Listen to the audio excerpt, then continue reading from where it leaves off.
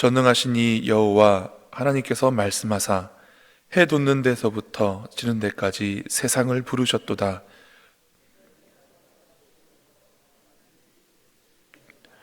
우리 하나님이 오사 잠잠하지 아니하시니 그 앞에는 삼키는 불이 있고 그 사방에는 광풍이 불리로다.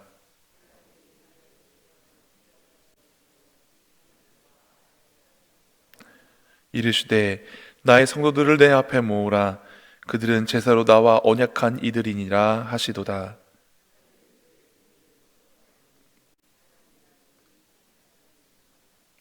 내 백성아 들을지어다.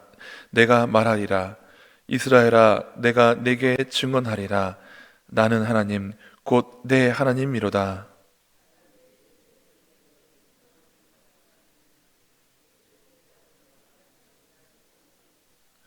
내가 내 집에서 숫소나 내 우리에서 숫 염소를 가져가지 아니하리니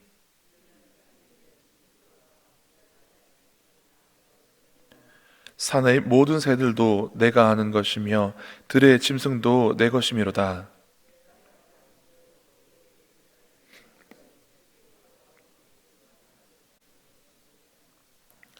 내가 숫소의 고기를 먹으며 염소의 피를 마시겠느냐?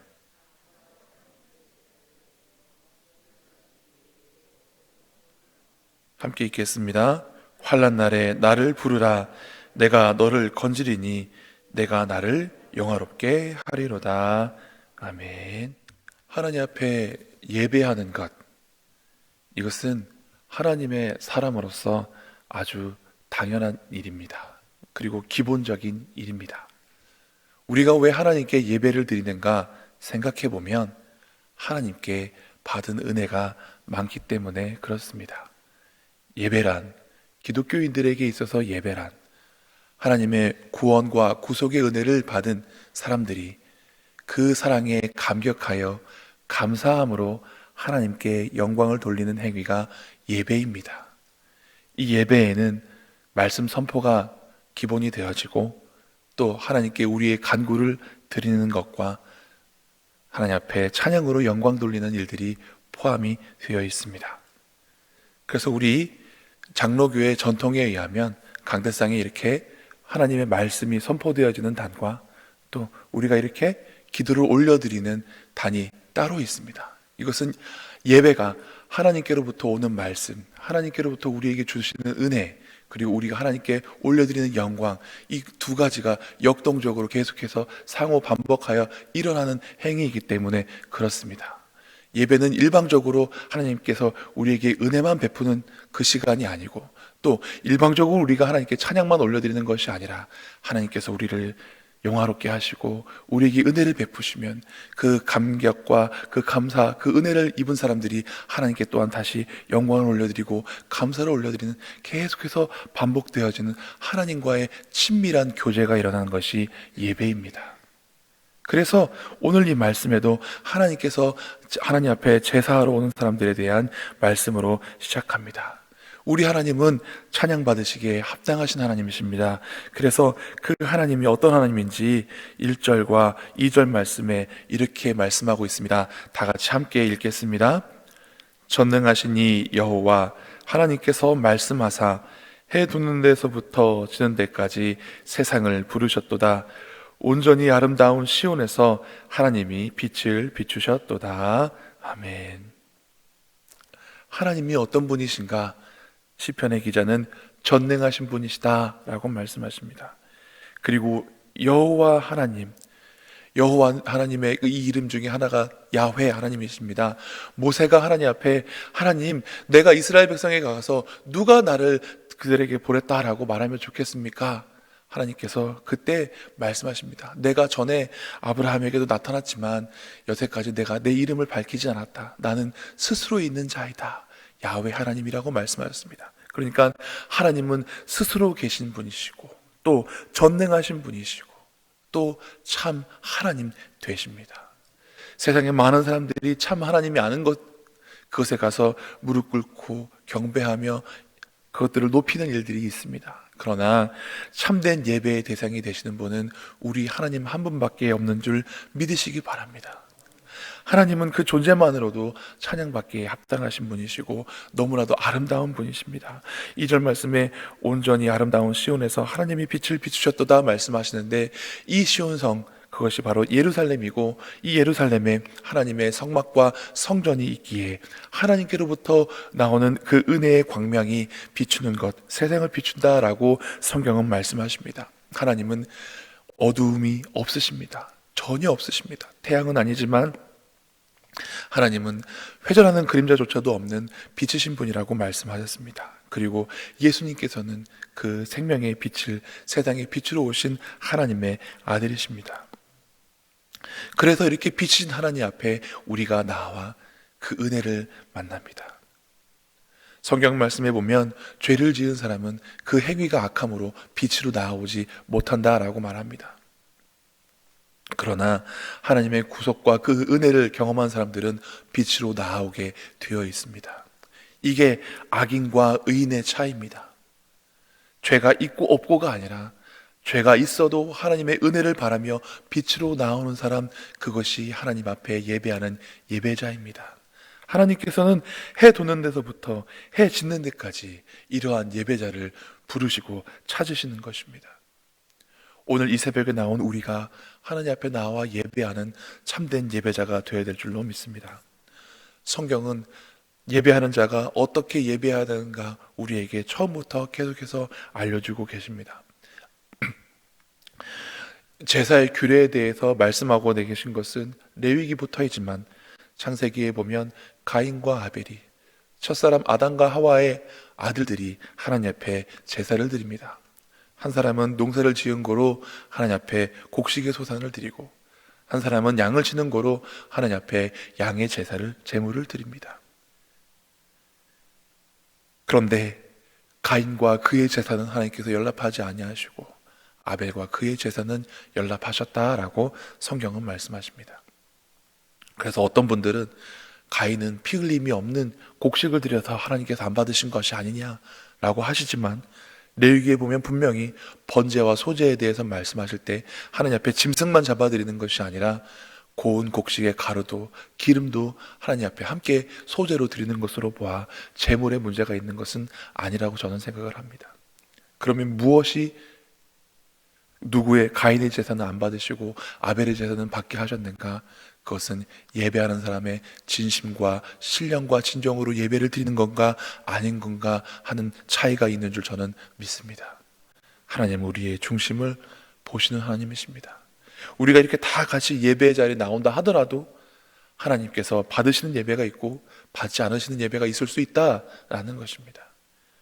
어쩌면 우리가 1시간 내내 보통 이렇게 1시간 예배를 드릴 때에 그 1시간 온전히 하나님께 드리는 것도 사실은 쉽지 않다라는 생각이 듭니다. 정말 예배의 한순간만이라도, 잠깐만이라도 하나님께서 우리의 예배를, 우리의 진심을, 우리의 마음을 받으실 수 있으면 얼마나 좋을까. 우리는 정말로 한순간만이라도 하나님께서 받으실 만한 그런 예배를 드려야 하는 것입니다. 그런데 여기 하나님께서는 이스라엘 백성들이 제물을 드리고 제물을 드리는 것에 대하여서 그렇게 꼭 좋은 것만은 아니셨던 것 같습니다. 우리 8절 말씀 같이 읽어보겠습니다. 나는 내 제물 때문에 너를 책망하지는 아니하리니 내 번제가 항상 내 앞에 있음이로다. 아멘. 내 제물 때문에 내가 너를 기뻐하노라. 내 재물을 내가 연락하여서 흠양하고 있다. 내가 너를 칭찬한다. 이렇게 말씀하시지 않고 내 재물 때문에 너를 책망하지는 않을 것이다 라고 말씀하십니다. 하나님 앞에 재물도 드리고 제사를 드리는데 칭찬받지 못하고 있습니다. 하나님께서 그 제사를 드리는 사람의 마음을 살펴보니 온전치 못함이 드러났기 때문에 그렇습니다. 9절 말씀 같이 읽어보겠습니다. 내가 내 집에서 숫소나 내 우리에서 순념소를 가져가지 아니하리니. 이게 무슨 말씀입니까? 사람이 하나님께 제물을 드리고 제사를 드리는데 하나님께서 내 할 것을 뺏어 가시고 취하여 가시는 것은 아닌가, 이런 생각을 그 마음에 하고 있다라는 것입니다. 즉 하나님께 제사와 제물을 드리면서 이것 좀 아깝다라는 생각을 하고 있다라는 것입니다. 그래서 하나님께서 이것을 기쁘시게 받으시기에는 부족하기에 이것으로 너를 책망하지는 않겠다. 그런데 네 마음을 보니 나에게 온전하게 주려고 하는 것이 아니구나 하는 그런 하나님의 아쉬운 말씀, 안타까운 마음이 담겨져 있는 것입니다. 왜 하나님께서 이것들을 취하지 않느냐, 내가 왜 이것들이 필요 없는가, 그 이유에 설명이 되어 있습니다. 10절 말씀에는 산림의 짐승들과 산의 가축이 다 내 것이고 산의 모든 새들도 내가 아는 것이고 들의 짐승도 다 내 것이다. 설령 하나님이시니까 줄이실 일이 없겠는데 혹 내가 줄이게 되더라도 너에게 이르지 않을 것이다. 내가 진짜 굶게 되더라도 네 것 안 뺏어갈게. 치사해. 이런 마음이 담겨져 있는 그런 문구가 아닌가라는 생각이 듭니다. 하나님이 재물을 드시는 하나님이시겠습니까? 하나님이 배가 고파서 우리 이스라엘 백성에게 소를 갖고 오고 양을 잡으라고 하셨겠습니까? 하나님은 그렇지 않습니다. 하나님의 나라는 먹는 것과 마시는 것이 아니라 성령 안에서 의와 평강과 희락이라고 말씀하셨기 때문에 그렇습니다. 하나님의 나라는 먹고 마시는 나라가 아닙니다. 그러므로 우리 하나님 아버지께서도 배가 고프셔서 굶주리셔서 소와 양의 진미를 드시고 싶어서 우리에게 제사를 드리고 제물을 드리라는 것이 아니라 오늘날 우리에게는 예물을 드리고 헌금을 드리라는 이유가 하나님이 돈이 급해서 돈이 필요해서 우리에게 갖고 오라고 하시는 것이 아니라 하나님 앞에 우리의 마음을 잘 표현하게 하기 위해서 우리에게 예물과 제사와 제물을 드리라고 하는 것입니다. 예수님께서도 말씀하셨습니다. 너희 보물이 있는 곳에 너희 마음이 있도다. 우리의 보물이 어디 있습니까? 눈앞에 있는 물질이요, 금이요, 재물이겠습니까? 아닙니다. 우리의 보물은 하나님이십니다. 우리의 보물은 예수님이십니다. 그래서 우리의 마음이, 우리의 가장 아끼는 그 마음이 하나님께 있어서 우리가 하나님께 드리고 싶은 마음이 생기는 것입니다. 착각하면 안 됩니다.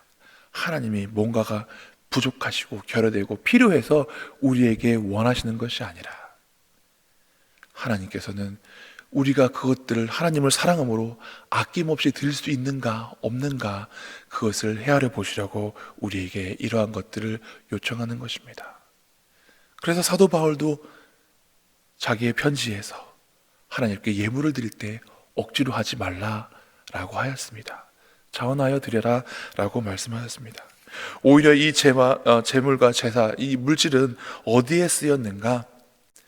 하나님께서 긍휼히 여기시는 자들을 위해서 사용하라고 말씀하셨습니다.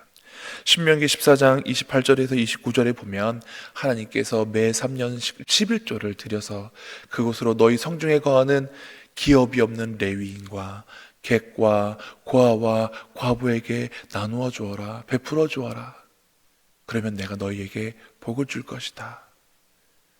그래서 이 말씀이 나중에 말라기에서 또 나옵니다. 온전한 11조를 너희 곳간에 드려라.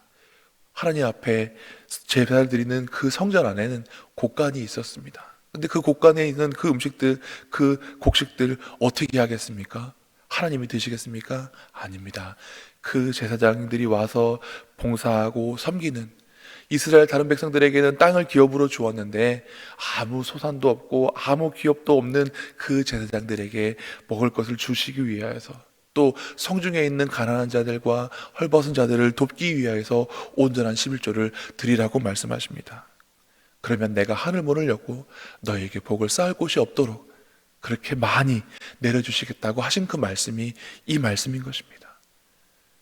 하나님께서는 우리의 드리는 이 물질로 가난한 자를, 헐벗은 자를, 소외된 자를 섬기기를 원하시고 기뻐하시는 줄 믿으시기 바랍니다. 그리고 이 예물은 하나님께 드리는 아까운 것이 아니라 하나님께 다 드려도 아깝지 않은 것이 되어야 하는 것입니다. 모든 것이 하나님께로부터 왔습니다. 그래서 우리가 하나님께 다 드려야 되는 것이 마땅하지만 그 중에 하나님께서 일부만 우리가 드려도 다 바치는 걸로 아시고 기뻐하시는 줄 믿으시기 바랍니다. 11조는 하나님이 부족해서 드리는 것이 아니고 하나님이 필요해서 드리는 것이 아니라 우리가 하나님을 사랑하기에 우리의 사랑의 마음을, 감사한 마음을 표현할 길 없어서 드리는 것입니다. 예수님 앞에 그 300데나리온이 되는 귀한 향유를 갖고 와서 옥합을 깨뜨려서 예수님의 머리로부터 발끝까지 흐르게 하고 자기의 머리털로 예수님의 발을 닦은 여인을 기억해 보십시오. 어떤 이는 저걸 차라리 팔아서 가난한 사람들에게 나눠줬으면 좋았을 것이다 라고 이야기했지만 예수님께서는 그것을, 그 여인의 행위를 기뻐하셨습니다. 이 복음이 전파되어지는 것 때 이 여인의 행위가 다 같이 전해질 것이다 라고 말씀해 주셨습니다. 하나님 앞에는 이렇게 감사로 제사 드리는 일이 있어야 하는 것입니다. 그래서 14절, 15절 말씀 같이 읽어보겠습니다. 감사로 하나님께 제사를 드리며 지존하신 이에게 내 소원을 갚으며 환난 날에 나를 부르라. 내가 너를 건지리니 내가 나를 영화롭게 하리로다. 아멘. 하나님 앞에 감사를 드리는 제사, 또 하나님 앞에 서원한 것을 지키는 행위, 그리고 환난 날에 하나님의 긍휼과 자비하심을 구하는 것, 이런 것들이 하나님을 영화롭게, 하나님께 영광을 돌리는 행위라라고 말씀하십니다. 그래서 우리는 하나님 앞에 찬송하는 것과 동시에 하나님께 긍휼과 자비하심을 구하는 기도로 나아가시는 것입니다. 우리가 이렇게 전능하신 하나님 앞에 우리를 도와달라고, 우리를 붙잡아달라고 기도하는 것조차도 하나님께서는 하나님께 영광을 돌리는 것으로 받으시겠다라고 이야기하십니다. 오늘 이 새벽 하나님 앞에 나와 기도하고 간구함으로 하나님을 영화롭게 할 수 있는 저와 여러분 될 수 있기를 간절히 바랍니다. 이 기도의 시간이, 이 예배의 시간이 나만 하나님 앞에 부르짖고 이야기하고 다 내놓고 나아가는 시간이 아니라 하나님께서 내게 말씀은 어떻게 하시는가 들으실 수 있는 시간이 되시기를 바라고, 하나님 앞에 또 나의 마음을 쏟아놓는 그런 시간이 되셔서 하나님과 우리 사이에 아주 친밀한 영적인 교제가 있는 은혜의 시간 될 수 있기를 간절히 바랍니다. 기도하시겠습니다. 전능하신 하나님 아버지, 그 영광의 빛을 성소가 있는 시온에서부터 바라시고 해 도는 데서부터 해 지는 데까지 참된 예배자를 부르시는 줄 저희가 믿습니다. 이 새벽 하루를 시작하며 하나님의 은혜와 자비를 구하며 나아옵니다. 하나님, 우리를 긍휼히 여겨 주시옵소서. 하나님 앞에 감사로 제사 드리게 하시고 환난 날에 하나님을 부름으로 말미암아 하나님을 영화롭게 해드릴 수 있는 저희가 되게 하여 주십시고, 예배 시간에 하나님과 우리 사이에 친밀한 영적인 교제가 일어날 수 있도록 성령 하나님 우리와 함께 하여 주시옵소서. 예수님의 말씀대로 영과 진리로 예배하는 저희들 되게 하여 주시옵소서. 감사드리며 예수님 이름으로 기도드리옵나이다. 아멘.